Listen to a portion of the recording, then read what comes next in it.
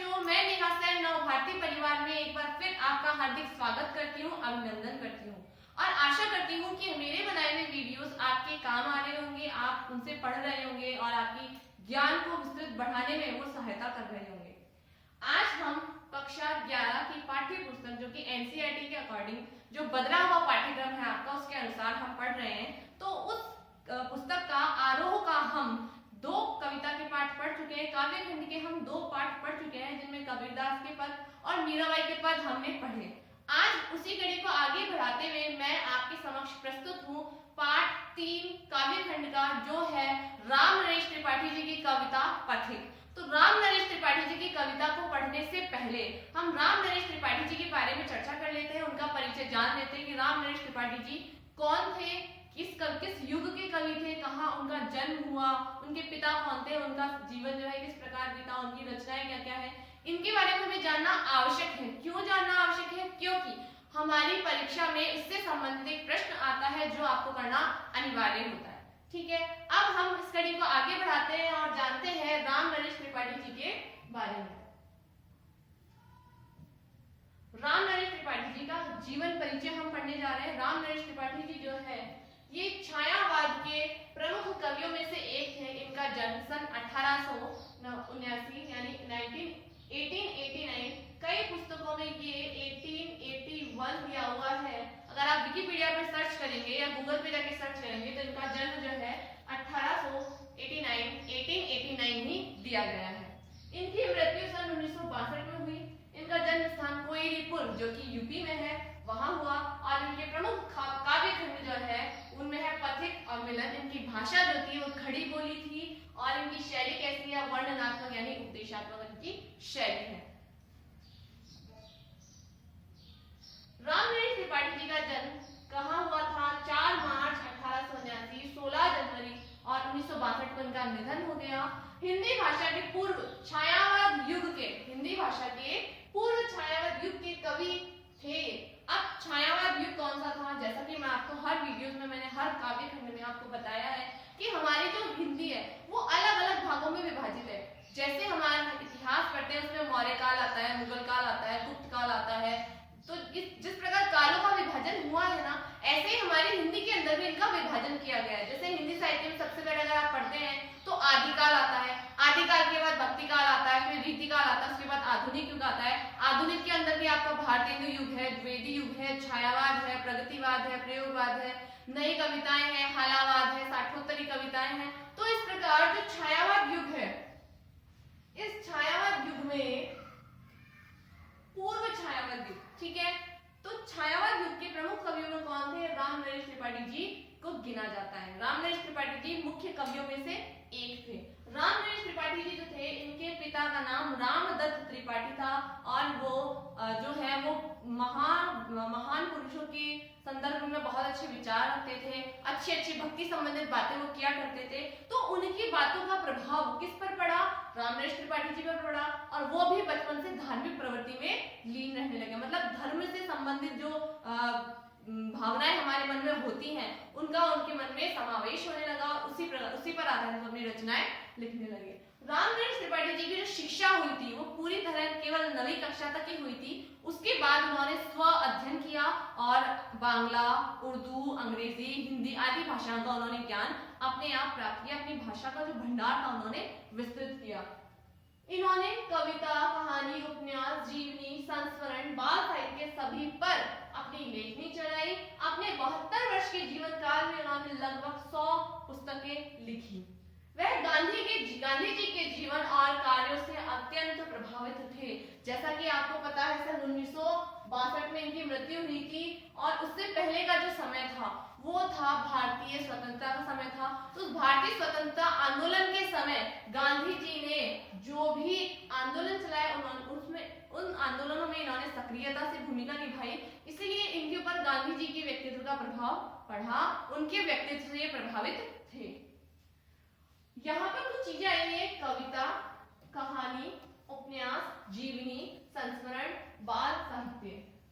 यहाँ पर अगर आप कविता को छोड़ दें तो कविता के अलावा ये जितनी भी चीजें हैं ये गद्य विधा के भाग है। गद्य विधाएं हमारी बहुत प्रकार की होती हैं, जिनमें नाटक, कहानी, एकांकी, उपन्यास, जीवनी, आत्मकथा, डायरी लेखन, ठीक है, तो वो सब चीजें इसके अंतर्गत आती है। बाल साहित्य यानी बच्चों से संबंधित, बच्चों के मनोभावों को ध्यान में रखते हुए, बच्चों की रुचियों को ध्यान में रखते हुए जो लेखनी लिखी जाती है, यानी जो रचनाएं लिखी जाती हैं, वो बाल साहित्य के अंतर्गत आती हैं। ठीक, आगे बढ़ते हैं। हम जो कविता पढ़ने जा रहे हैं, पथिक, पथिक मतलब राहगीर, मैंने आपको बताया। तो पथिक जो कविता है, इसमें जो पथिक है यानी जो कविता कहने वाला व्यक्ति है, वो कौन है? पथिक। अब पथिक को यहाँ पर कवि राम नरेश त्रिपाठी जी ने अपनी कविता का नायक बनाया है। और पथिक जो है अपने गृहस्थ जीवन से दुखी होकर के, सांसारिक मोह माया से त्रस्त होकर के वो प्रकृति की ओर कूच करता है, गृहस्थी को त्यागता है, प्रकृति में प्रकृति का आलिंगन यानी प्रकृति का सौंदर्य प्राप्त करने के लिए वो वहां से निकल जाता है, यानी वो विरक्त हो जाता है गृहस्थी से। और विरक्त होकर जब वो प्रकृति के सौंदर्य में आता है, प्रकृति को पास से देखता है, नजदीक से देखता है, तो प्रकृति का सौंदर्य उससे गृहस्थ जीवन से ज्यादा सुंदर लगता है, ज्यादा आकर्षक, ज्यादा मोहित करने वाला होता है। वो प्रकृति के सौंदर्य की तुलना अपनी पत्नी, अपनी जो प्रिया है उससे करता है, और उसे भी सोचने के लिए मजबूर करता है कि तुम सोचो, यदि इतनी सुंदर प्रकृति है तो व्यक्ति गृहस्थ जीवन को क्यों नहीं छोड़ेगा। अनुभव करो इस चीज को कि ये प्रकृति कितनी सुंदर है, कितना सौंदर्य इसमें भरा हुआ है।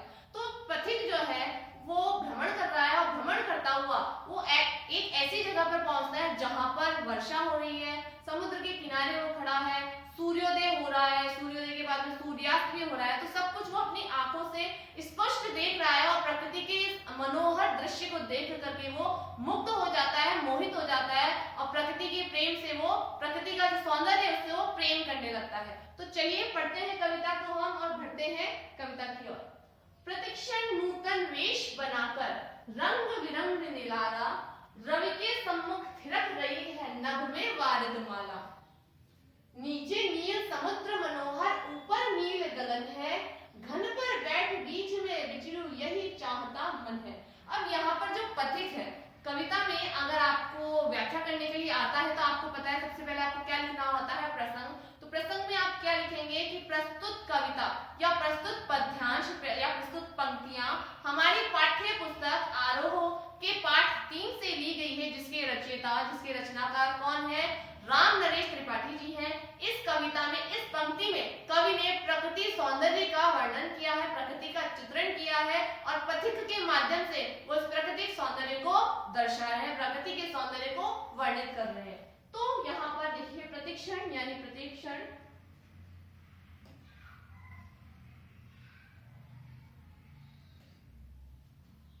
प्रतिक्षण यानी कि प्रत्येक क्षण, प्रतीक्षण यानी प्रत्येक क्षण, ठीक है। नूतन, नूतन यानी नया, ठीक है। वेश बनाकर रंग बिरंग निराला, यानी प्रकृति में जो है अब बहुत नजदीक से वो प्रकृति के दृश्य को देख रहा है पथिक, और जब प्रकृति के दृश्य को देखता है, वो देखता है कि पल पल ये प्रकृति कितने वेश बदलती है, हर घड़ी हर पल इसका दृश्य बदलता रहता है। मतलब प्रतिक्षण नूतन वेश बनाकर, हर पल नया नया रूप बनाकर, नया नया वेश बनाकर के रंग बिरंगा निराला, इसका जो सौंदर्य है वो कैसा होता है? रंग बिरंगा होता है, निराला होता है, अनूठा होता है। रवि के सम्मुख थिरक रही है नभ में वारिद माला, रवि अर्थात सूर्य, सम्मुख यानी सामने, थिरक रही है यानी नाच रही है, नभ यानी आकाश, और वारिद यानी बादल, ठीक है। अब यहाँ पर क्या कह रहा है पथिक ये कह रहा है कि प्रकृति में नित नित परिवर्तन हो रहे हैं, और नया नया वेश बना करके प्रकृति बहुत सुंदर लग रही है। और अभी जो दृश्य देख रहा है वो दृश्य क्या देख रहा है आपको?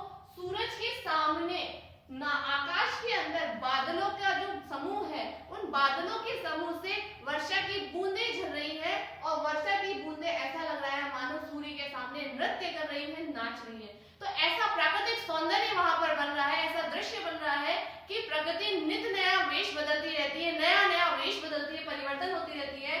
अब वहां पर वर्षा हो रही है, तो वर्षा होते समय कैसा लग रहा है? जैसे सूर्य के सामने वर्षा की बूंदें आकाश में नाच रही है, नृत्य कर रही है। नीचे नील समुद्र मनोहर, ऊपर नील गगन है,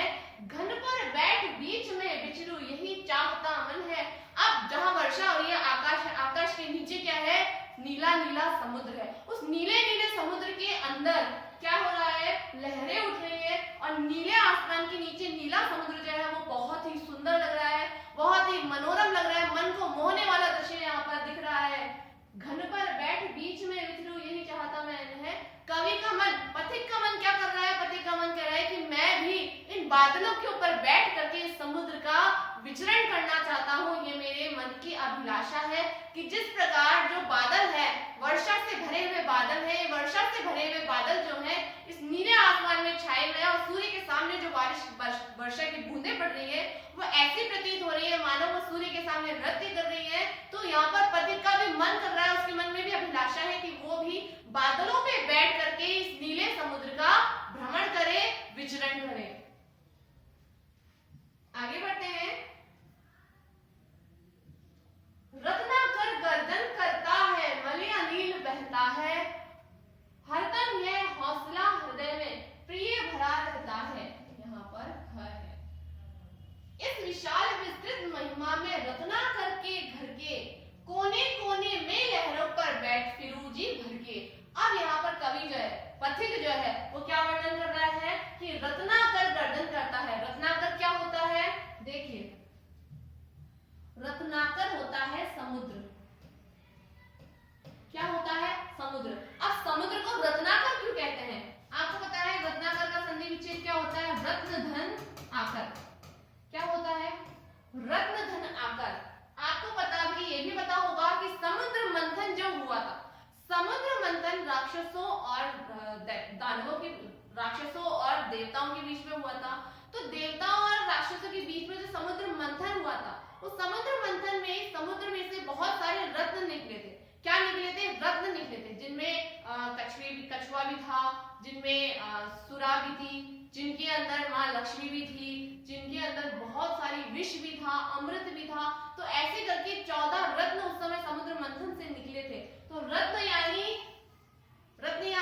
नगीने, कीमती बहुमूल्य वस्तुएं, और आकर यानी होता है खजाना। क्या होता है, आकर यानी खजाना। तो रत्नों का खजाना क्या कहलाता है, रत्नाकर कहलाता है, अर्थात हमारा समुद्र कहलाता है। इसीलिए समुद्र को रत्नाकर कहा जाता है। रत्नों का आकर यानी रत्नों का भंडार समुद्र को कहा जाता है। ठीक है, तो यहाँ पर क्या कह रहा है पथिक, पथिक ये कह रहा है कि ऐसी स्थिति में जहां वो प्रकृति का परिवेश देख रहा है, प्राकृतिक सौंदर्य में वो डूबा हुआ है, वर्षा हो रही है, ऊपर नीला आसमान है, नीचे नीला नीला समुद्र है, वर्षा की बूंदें नाच रही है। ऐसे में जो सागर है, जो समुद्र है, वो गर्दन कर रहा है। गर्दन करना यानी उसमें जो लहरें उठती हैं, गिरती हैं, उठती हैं, गिरती हैं, वो लहरें जो है वो स्वर कर रही है। तो ऐसा लग रहा है वो गरज रहा है, वो गर्दन कर रहा है। मलिया नील बहता है, मलय पर्वत पर चंदन के बहुतायत वृक्ष पाए जाते हैं, इसलिए वहां से जो बहने वाली हवा है वो सुगंधित होती है, चंदन की खुशबू लिए हुए होती है। तो इसलिए यहाँ पर जो हवा बह रही है साथ में, यानी वर्षा भी हो रही है, ठीक है, बादल गरज रहे हैं, यहाँ पर समुद्र में लहरें भी उठ रही है और गिर रही हैं। तो समुद्र की लहरों के उठने और गिरने से हवाएं चल रही है। उन हवाओं से मलय पर्वत से आने वाली हवाओं का एहसास हो रहा है, खुशबूदार हवाएं यहाँ पर बह रही है, वातावरण सुगंधित हो रहा है। ठीक है, हरदम यह हौसला हृदय में प्रिय भरा रहता है। और यहाँ पर कवि जो है, पथिक जो है, अपनी प्रियतमा को, अपनी पत्नी को संबोधित करते हुए कहता है कि हे प्रिय, यह जो प्रकृति का सौंदर्य, इसको देखकर मेरे मन में हौसला बना रहता है। यानी प्रकृति इतनी सुंदर है, इतनी सुंदर है कि गृहस्थ जीवन इसके आगे कुछ भी नहीं है। इस विशाल विस्तृत महिमा में रत्नाकर के घर के, अब क्या कह रहा है कि ये इतना बड़ा जो विशाल समुद्र है, आपको पता है सागर बहुत विशाल होता है, ठीक है, इसकी सीमा का अंत नहीं होता है। तो ऐसे ही इस विशाल, यानी ये जो रत्नाकर है, इस विशाल विस्तृत और महिमा से भरे हुए रत्नाकर के हर घर को, यानी उसके हर कोने को, कोने कोने में लहरों पर बैठ फिरू जी भर के, कोने कोने में लहरों पर बैठ फिरू जी भर के। अब यहाँ पर पथिक के मन में क्या आ रहा है कि मेरा मन ये चाहता है कि समुद्र के, ये जो चारों तरफ फैला हुआ समुद्र है, इस समुद्र के मैं किसके ऊपर बैठ करके, घन बादल के ऊपर बैठकर इसका हर कोना देखूं, ये मेरा मन चाहता है। पहले वाले पद में इसका क्या मन चाह रहा था कि मैं बादलों के ऊपर देख सकूं। अब इसका मन क्या कह रहा है कि ये समुद्र के हर कोने कोने का दर्शन करना चाहता है, समुद्र के हर कोने में ये विचरण करना चाहता है और मन भर करके उस दृश्य को ये देखना भी चाहता है। आगे बढ़ते हैं।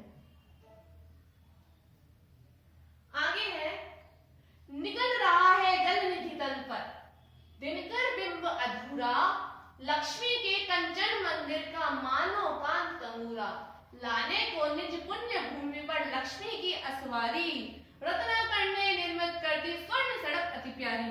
अब यहाँ पर कवि ने, पथिक ने क्या कहा है? पथिक क्या कहता है कि निकल रहा है जल निधि, निकल रहा है जल निधि तल पर, दिनकर बिंब अधूरा।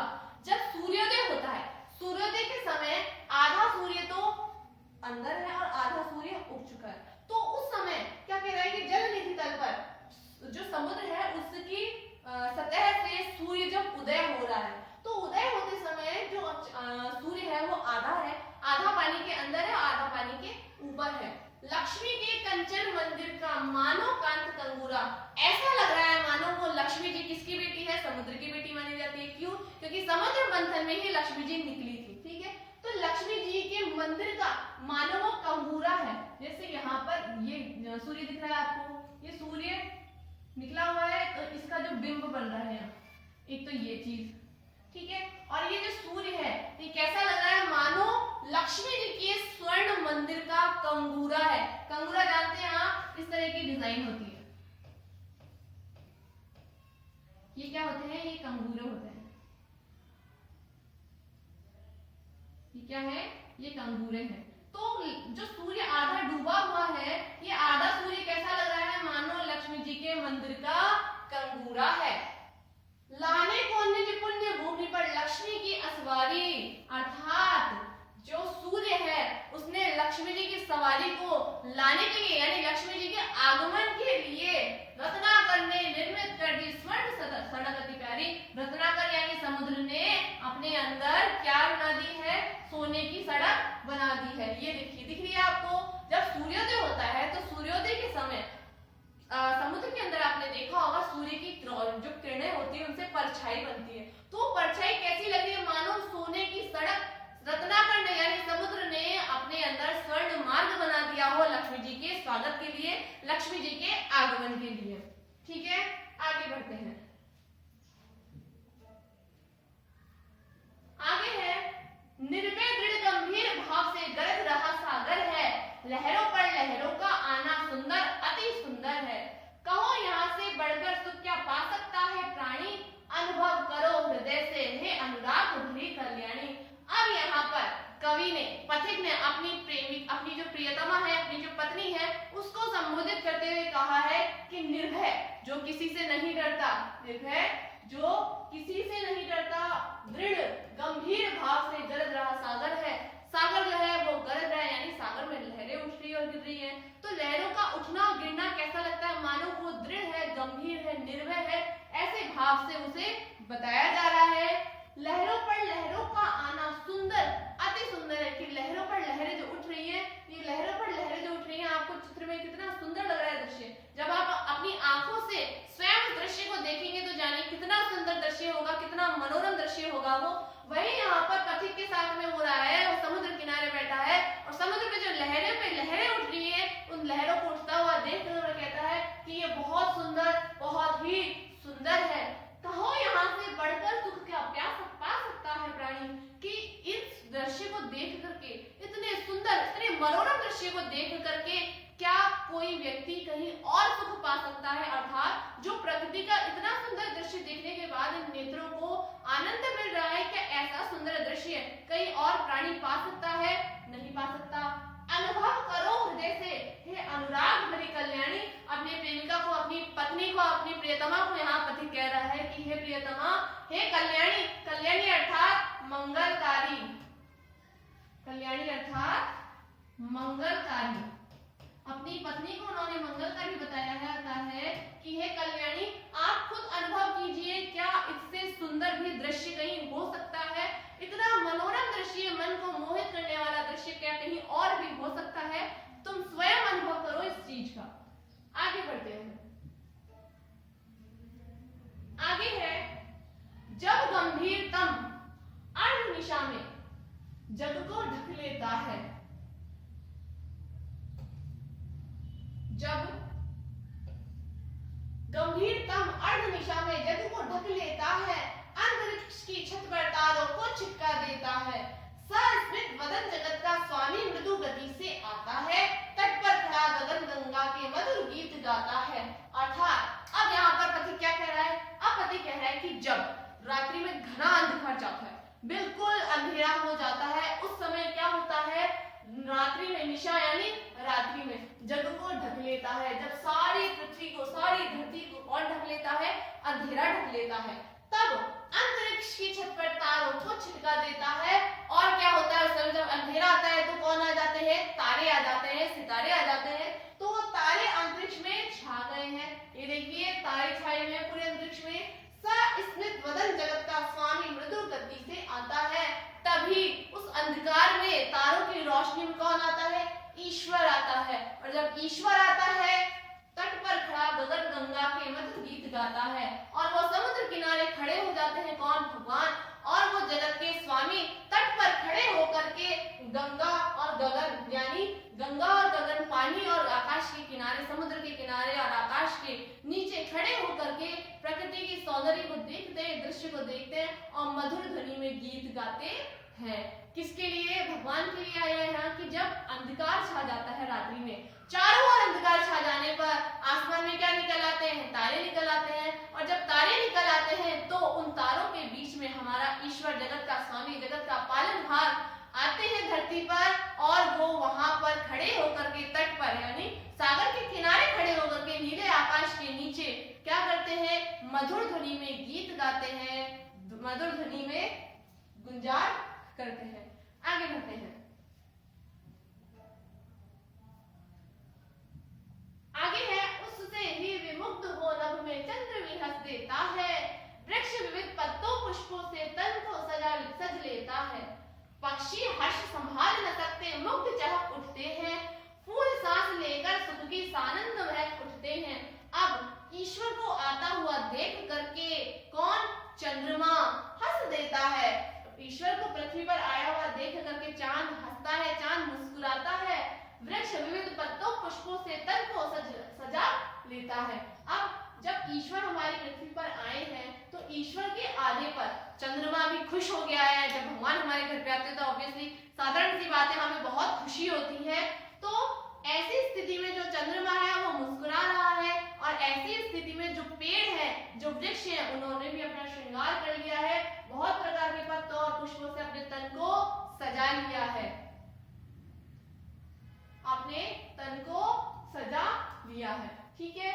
पक्षी हर्ष संभाल नहीं सकते, मुग्ध चहक उठते हैं, और पक्षी भी बहुत खुश हैं, और इतने खुश हैं कि उनसे कुछ बोला नहीं जा रहा है, फिर भी वो चहक उठते हैं। वो कुछ बोल नहीं सकते, अपनी अपनी जो भावनाएं उनको व्यक्त नहीं कर पा रहे हैं, लेकिन फिर भी वो खुशी में चहक रहे हैं। फूल सांस लेकर सुख की सानंद महक उठते हैं, और फूल जो है वो अपनी खुशबू चारों ओर बिखेर लेते हैं, मानो वो सांस ले रहे हो, और सुख की अनुभूति का आनंद करते हैं, सुख की अनुभूति लेते हैं, आनंद ही आनंद उन्हें महसूस होता है। आगे बढ़ते हैं हम।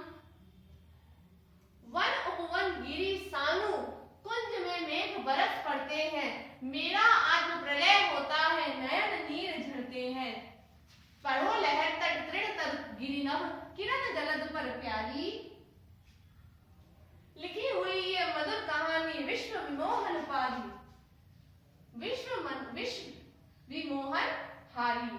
अर्थात पति यहाँ पर वर्णन कर रहा है, क्या वर्णन कर रहा है पति यहाँ पर? कि प्रकृति के सौंदर्य को बढ़ाने के लिए, ये जो प्रकृति है हमारी, इस प्रकृति के सौंदर्य को बढ़ाने में कौन कौन अपनी भूमिका निभाते हैं? देखिए, वन कौन कौन निभाते हैं? वन, उपवन, गिरी, सानु, कुंज। ठीक है। अर्थात यहाँ जो प्रकृति है, इस प्रकृति को सौंदर्य को बढ़ाने में जो वन है यानी बगीचे हैं, उपवन यानी बगीचे, बाग से छोटे वाले यानी उपवन है, गिरी यानी पर्वत जो है, सानु और कुंज में मेघ बरस पड़ते हैं यानी वर्षा हो रही है, मेघ से पानी बरस रहा है, मेरा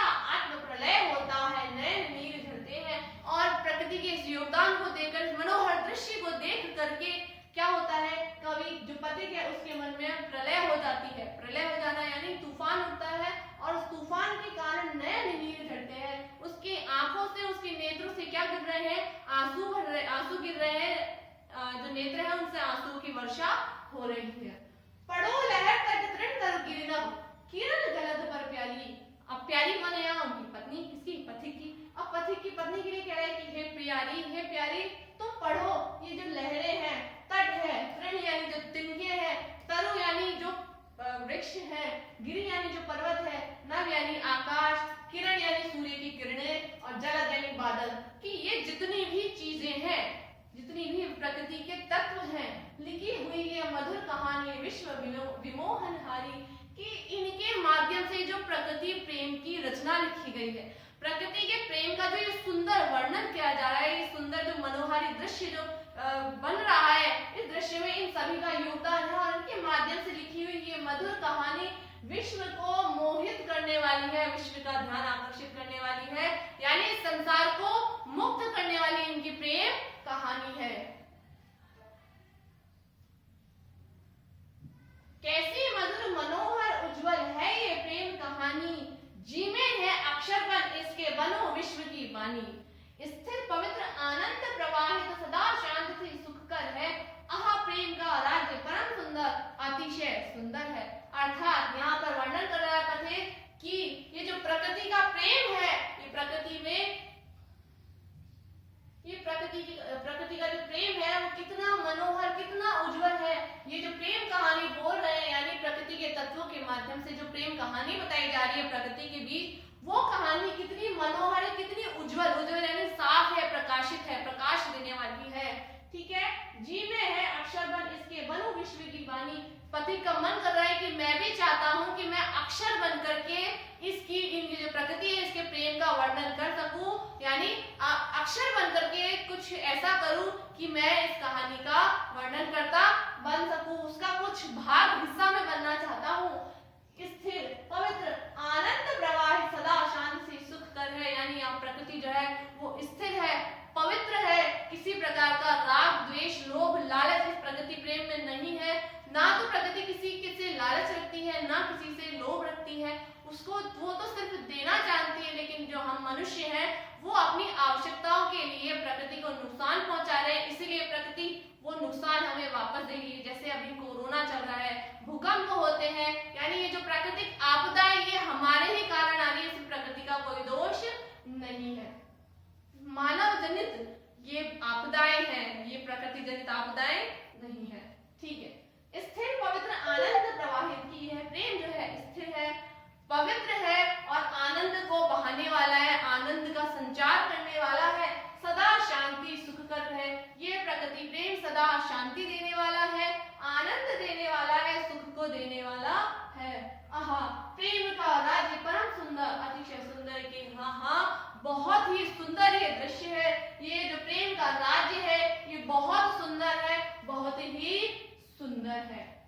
ठीक है, क्या था ये हमारी कविता पथिक। अब पथिक कविता के अंदर हमने पढ़ा कि कैसे पथिक जो अपनी गृहस्थ जीवन को त्याग करके भ्रमण कर रहा है, विचरण कर रहा है, और विचरण करते हुए वो प्रकृति के प्रेम को प्राप्त कर रहा है, प्रकृति के सौंदर्य का सूक्ष्मता से अध्ययन कर रहा है, दर्शन कर रहा है, और वो प्रकृति का जो सौंदर्य है वो अपनी प्रियतमा, अपनी जो पत्नी है उसके मानवीय आकार से वो तुलना कर रहा है, और जो प्रकृति का सौंदर्य उसको अपनी पत्नी से ज्यादा श्रेष्ठ बता रहा है, ज्यादा अच्छा बता रहा है, और उससे खुद से बोल रहा है कि तुम खुद अनुभव करो उस चीज को कि तुम ज्यादा अच्छी हो या ये प्रकृति ज्यादा अच्छी है। अब हमारी जो पथिक कविता है, इस पथिक कविता के अंदर कवि ने मानवीकरण अलंकार का प्रयोग किया है। मानवीकरण अलंकार क्या होता है बच्चों?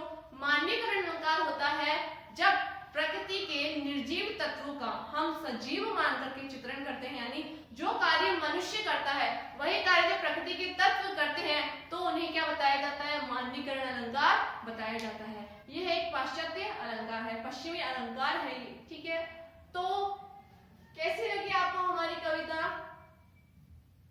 कमेंट करके जरूर बताइएगा, ताकि हम लोग कुछ गलती होती है तो उसमें सुधार कर सके, और आपके कमेंट के माध्यम से हमें पता पड़ता है कि हमारे बनाए हुए वीडियोस आपको पसंद आ रहे हैं या नहीं। तो फिर मिलेंगे आपसे नेक्स्ट वीडियो में नेक्स्ट टॉपिक के साथ, तब तक के लिए